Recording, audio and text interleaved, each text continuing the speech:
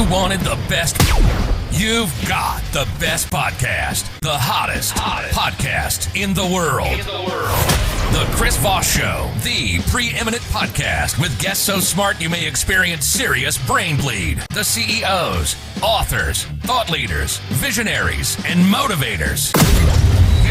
Get ready. Strap yourself in. Keep your hands, arms, and legs inside the vehicle at all times, because you're about to go on a monster education roller coaster with your brain. Now, here's your host, Chris Voss. Hi, folks. Chris Voss here from the ChrisVossShow.com.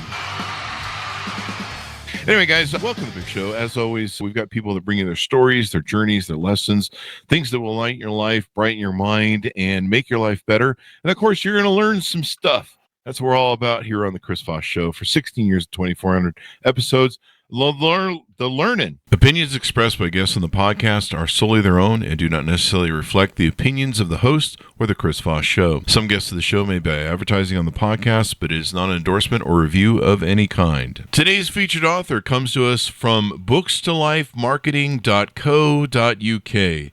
With expert publishing to strategic marketing, they help authors reach their audience and maximize their book's success.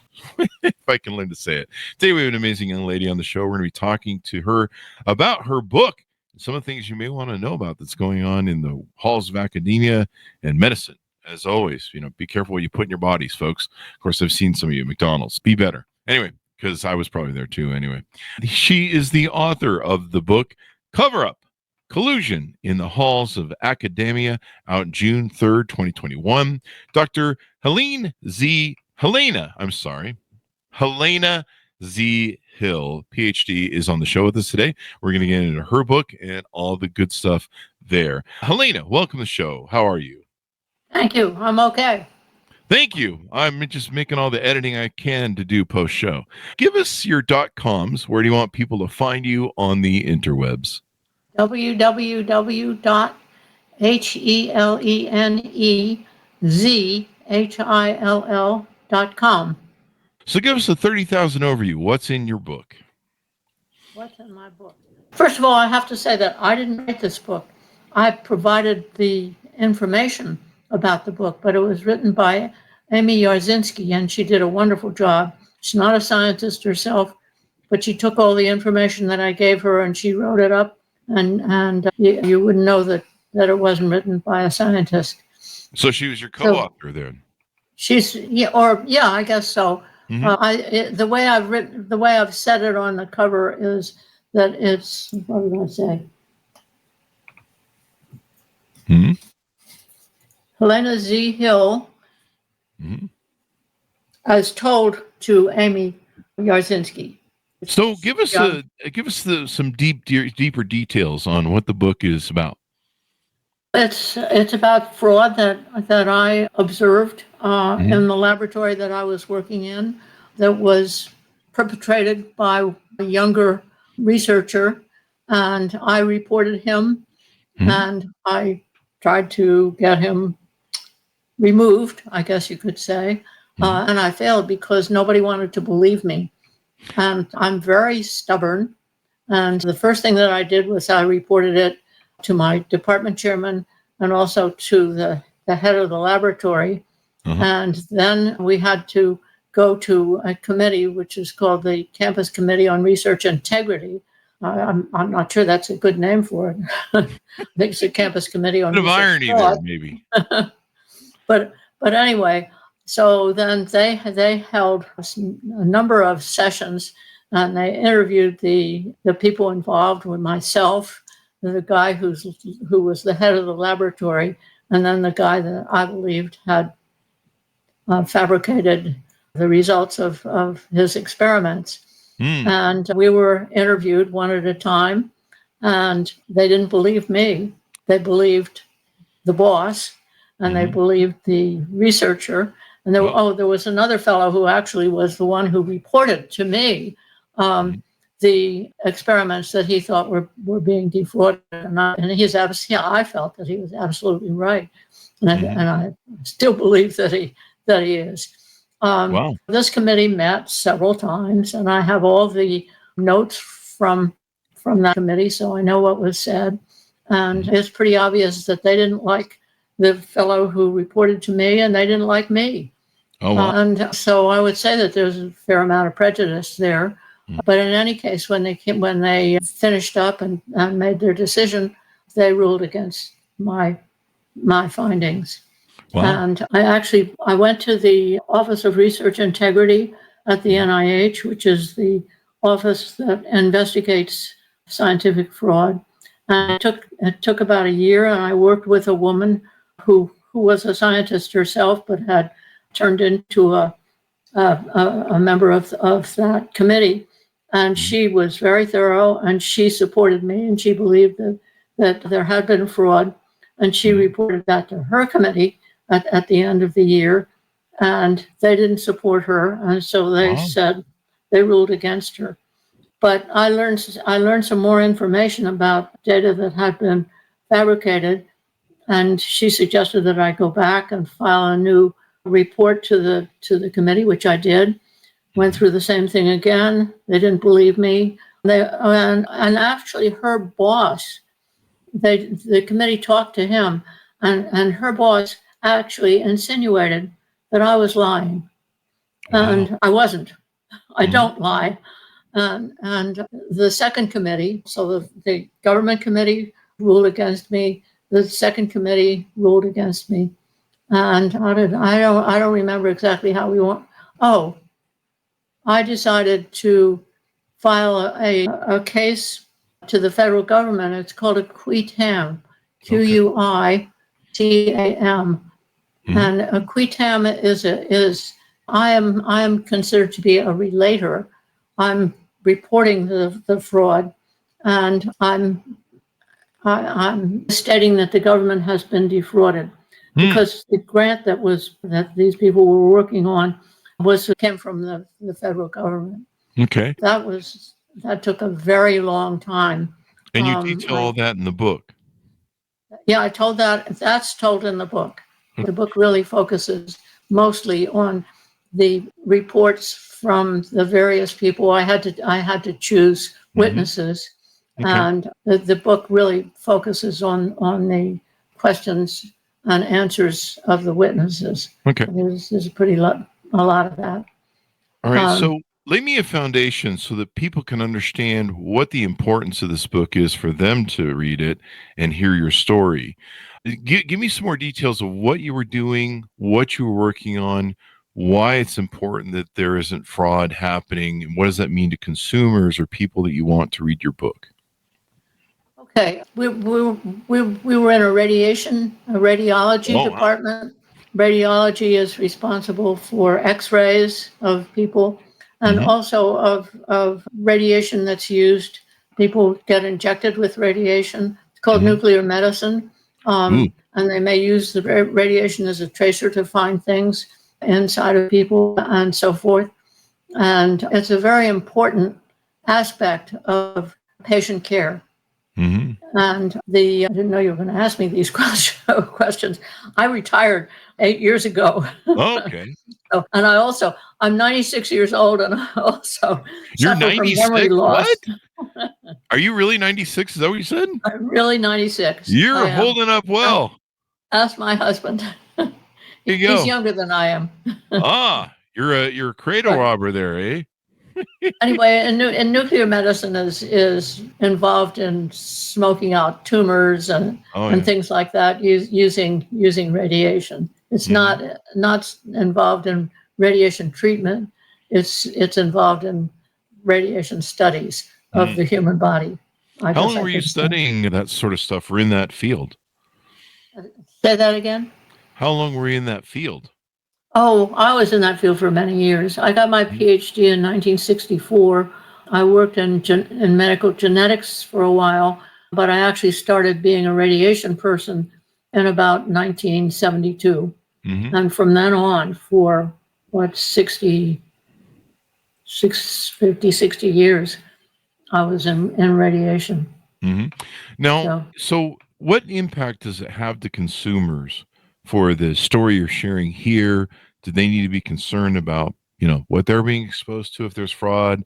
Was it mostly a government sort of fraud to get more money for research? Or tell us about how that plays out and Well, why it's interesting. I would say that the person who wrote the grant application, his goal was to get money to do research from the federal government.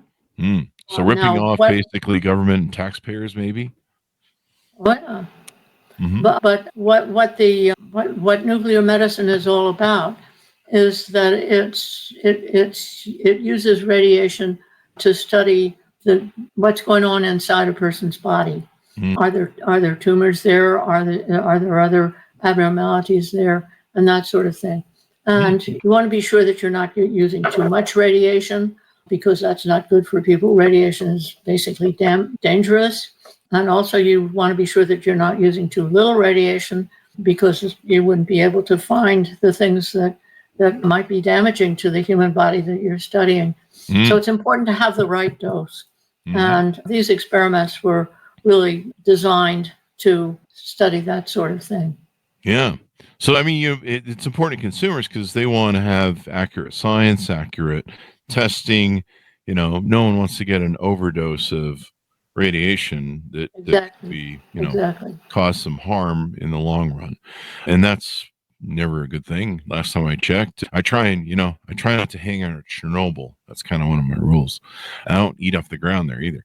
You tell the story, and it's an interesting thing. And I think would this be part of the whistleblower cause or a clause that's in, we have a whistleblower thing for our government, or is it more it was embodied in the college or university you're working at, I guess that was. I am definitely a whistleblower. And the government was involved because I was accusing the people in this laboratory of defrauding the government. Yeah. Yes. Yeah. So do you feel there was a cover up because they wanted to discredit you because they felt, they want more money, right? Of course, they want to keep getting grants from the government. And of course they want to cover it up because they don't want people to know that they're being cheated. Yeah. And that's kind of wild there. Also, they want to get results. One thing that in medical schools and science studies and so forth, you have to produce papers in order to get ahead. So you have to write scientific papers, and they have to be reasonable and well presented and so forth. Basically what we are as scientists is we're paper producers. And the more papers you have, you are credited with it kind of makes you seem like you're a better scientist because you've got a lot of papers. Yeah. They don't, a lot of times people don't even look at what the papers are about. It's just that, you have a stack of papers. It's wonderful. So you must be really good. I have a stack of papers in the back, but they're just blank papers for the printer. Does that count? Oh, okay. I'm really smart, evidently. We'll hire you. Sometimes being a whistleblower in government, we've seen this in movies, portrayed in movies, dramatized, if you will. But, it can be kind of dangerous because you're putting your job on the line, you're putting your credibility on the line. I have tenure. My job wasn't really online, although the dean of the medical school at one point actually threatened to fire me, which he could not do. But it was a very nasty thing for him to write and tell me that that if I didn't desist, that I would be fired. That's a threat, It was definitely a threat. It's definitely a threat and intimidation of a witness or intimidation of a whistleblower, really, when you think about it. Yeah. I'm familiar with a copy of that letter. I've saved it. Don't worry. So in the book, did you get anything resolved, or is it still an open case that's still pending or working, or you're trying some different avenues? It sounds like it's finished. It's finished, and it's finished because it went to I had a wonderful lawyer who was really, this was not his field. He wasn't a radiation biologist, but he learned so much about radiation, and he spoke so well But when the case finally went to the judge, it didn't go to a jury or anything like that. It just went to the judge. The judge ruled that the principal investigator didn't know at the time that he wrote the grant application that the data was false. And so since he didn't know, he wasn't ruled to have done anything wrong. Wow. Now that seems kind of weird, doesn't it? Yeah. I mean, that does he was going to know later on, but didn't know at the time that he suspect. submitted his grant application. Okay, you get the grant, and he got the grant. And actually, it could have all been straightened out. The National Institutes of Health people could have told him to try again, do the experiments over again, and that sort of thing. But it never came to that. Wow. Because the head of the lab never really owned up to the fact that he knew that the data had been fabricated. Isn't that wild? That is wild. And, this is important. We don't need fraud and different things in our research because, I don't want to get the wrong thing and have it, give me issues health-wise or kill me or maim me or anything else, I already do enough of that on my own at McDonald's, as I joked about earlier. There's an organization called Retraction Watch, and they are always looking for scientific fraud. Are they really? And, yeah. No. And they do a very good job of that, actually. And they've been going now for maybe 20, 25 years, something like that. And over the years, they've accumulated the data on scientific fraud, and probably what would you say, George? Maybe 5-10% of data that's published isn't true. Wow. Now we see a lot of these studies, and it seems like there's a study for everything now. And, we hear sometimes that some of these studies are paid for by the organizations that are looking for data to use as, like why cigarettes are good for you, and it's paid for by Philip Morris. And you're like, wait, this seems really, and they get this researcher back that like sometimes, smoking is good for curing cancer. I mean, in the long run, it does kind of cure cancer if you die. Never heard that. I mean, there were some of those ads that were going on in the 60s and 70s, whereas, doctors approve Camel cigarettes for smoking, and there's a doctor sitting there holding the thing, and so I think there was some sugar lobbies that did some cheating that way. They hire data and researchers to, sugar is good for you. Snort it today, that sort of thing. It's important that we get accurate data. And of course, our taxpayer dollars, we all contribute to that. So we want those used properly to fund us and stuff like that. But 10%, that's pretty huge. How much would you estimate that is a monetization of fraud out of all the, funding that goes on for this sort of thing? If I think 10% is a little high. It's more like 7 or 8%, something really? Like that. But as far as funding is concerned, funding is the money is coming. A lot of it is coming from the government, and the government is being defrauded. Yeah. In your book, do you put forth any steps that maybe governments or colleges or universities or anybody who's involved in these studies can improve on, or maybe, I don't know, maybe we need more investigators or something like that? Did you put anything in your book that, gives people maybe a roadmap to move forward and avoid or eliminate fraud? What I have suggested is, let me see if I can say it. I have to think. I think that people cheat because they want to get ahead. They need to get research grants. Yeah. And you apply to the NIH for research grants, and very few of them are going to succeed. So principal investigators are breaking their backs trying to get their research funded. And because the competition is so great, they don't succeed. As a result of that kind of encourages people to cheat. And I think that what I think we could do to ameliorate that is to make sure that everybody who wants to do research ought to have some funds in order to do it. Now, if you're going to be big time and have a big lab and all that sort of thing, then you're going to get more money. But it shouldn't be that of the people who are applying for research grants, so few of them are funded. I might mention the irony that the result has been confirmed, even though the experiments were faked. In fact, if they had done the experiments correctly, they would have found the correct answer. Absolutely.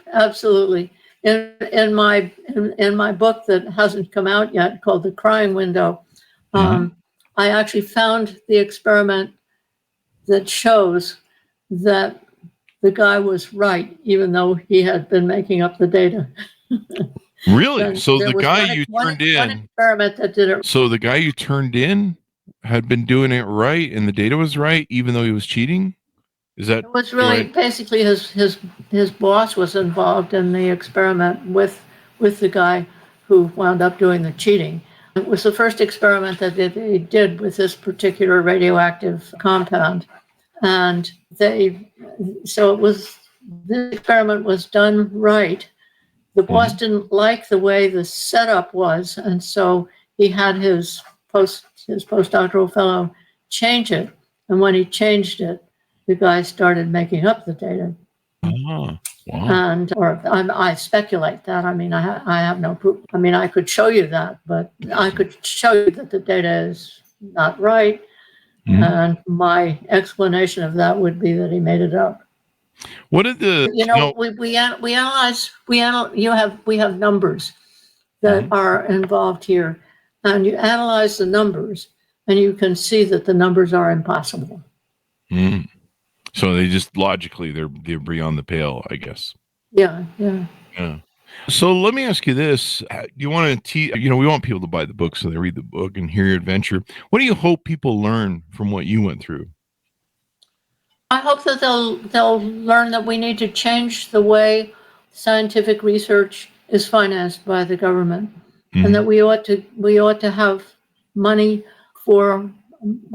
more money so that more people can get funding, and maybe those more people are not going to get as much as they might like, but at least everybody, or not everybody, but most everybody should have access to some research funds, so they don't have to split their sides trying to write grant applications and then finding that only 15% of them are going to be funded, and they're in the 85% that are not funded.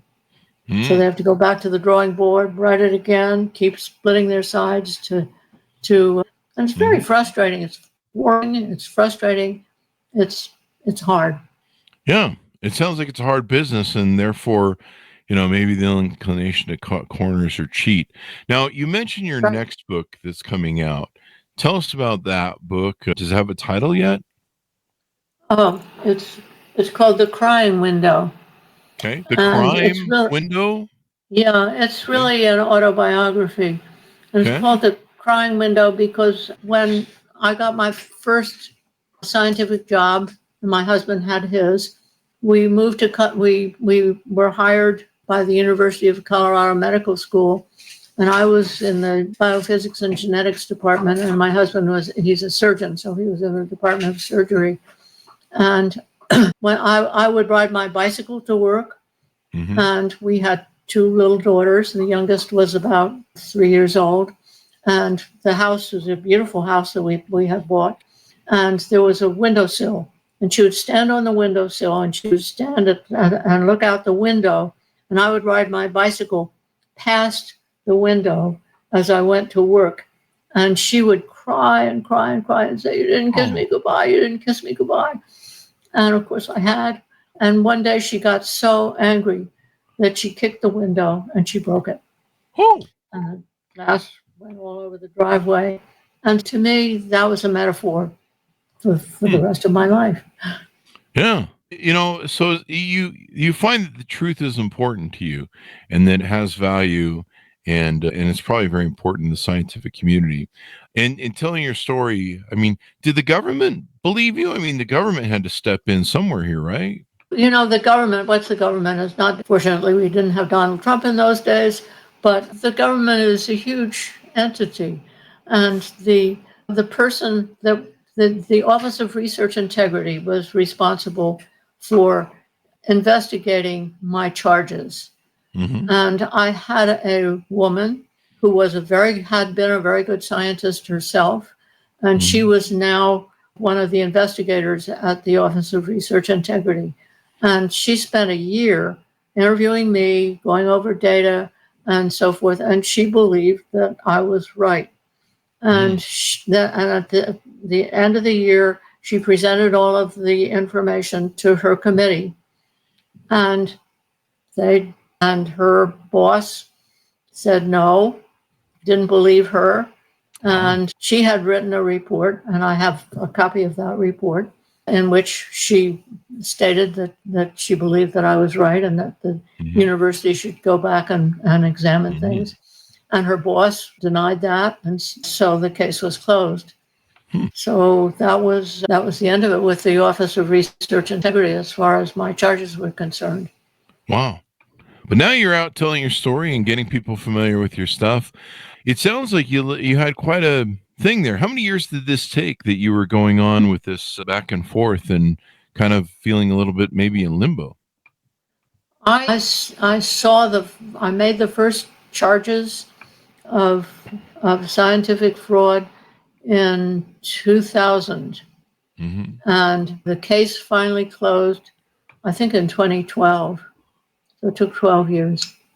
Wow. 12 years of your life. And, I'm sure that, it's not cool. The people are second guessing you and you're trying to prove your ideas and everything and other stuff. But yeah. I think people looked at me. I don't think I had I know I didn't have very many friends. Now, you talked a little bit about you didn't know how to fight. You were ashamed for being a whistleblower.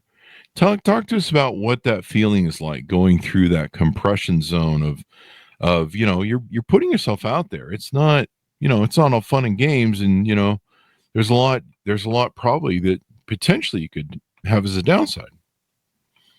As the case developed, once I went to the courts and filed my case for qui tam, then we got all of the data from the laboratory, and we could analyze that.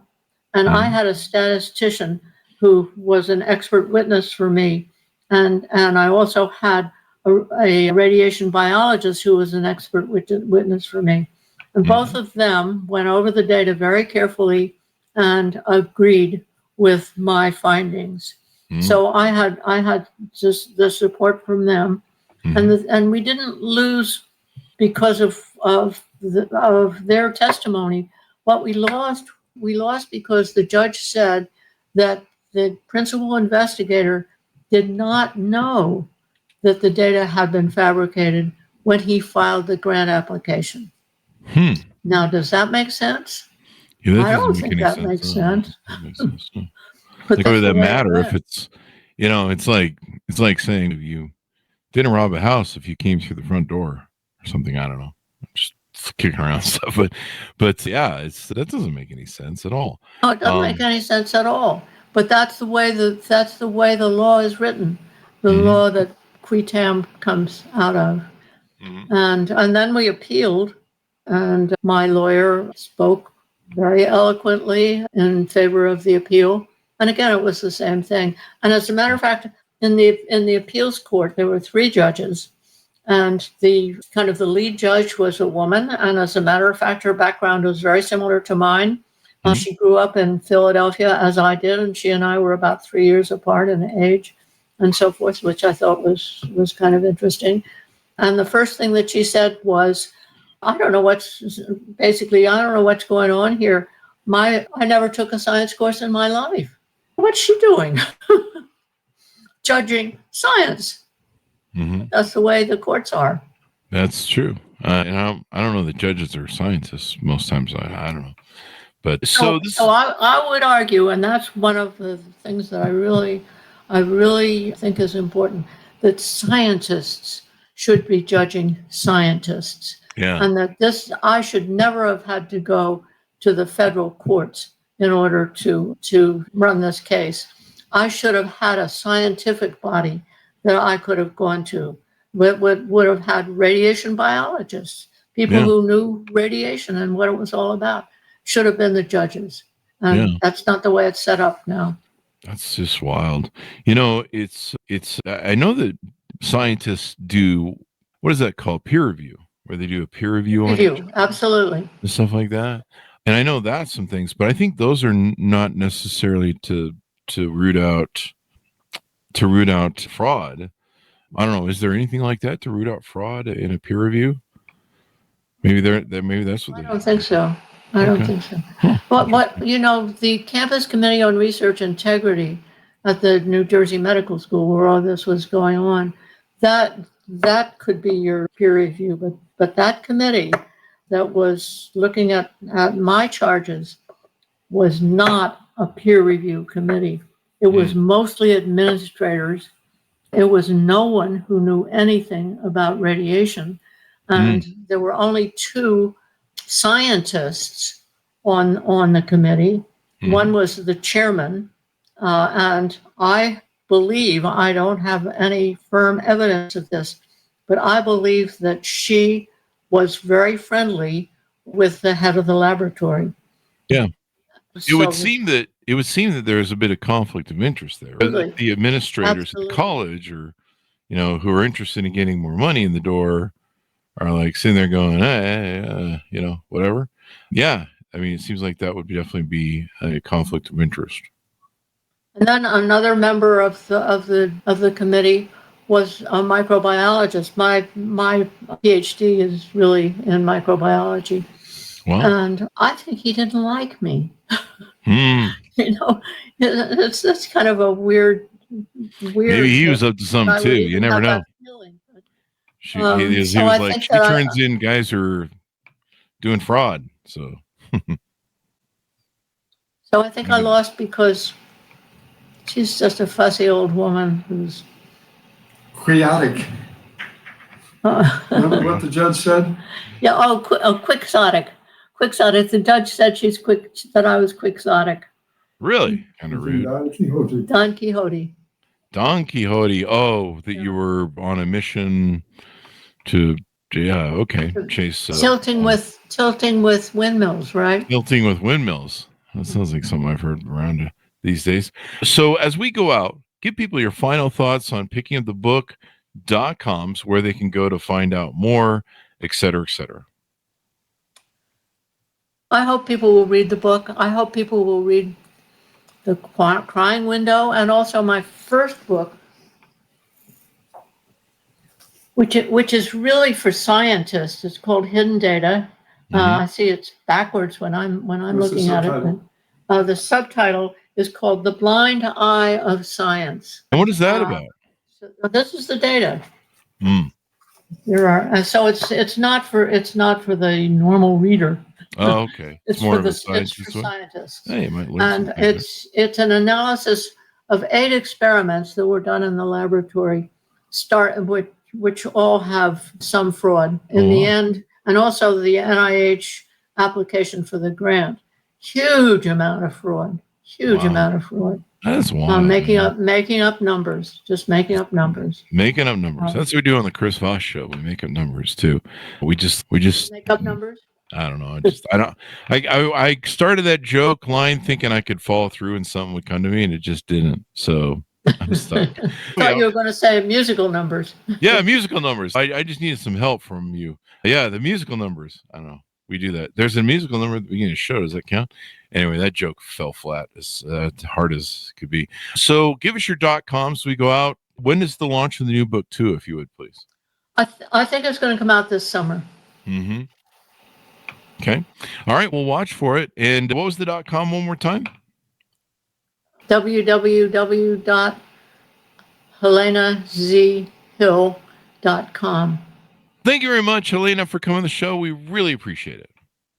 Thank you. And thank you for interviewing me. I really appreciate having the chance to talk about all of this. I hope people will listen and worry about keeping science honest. The more you know. Most scientists are honest, but some are not.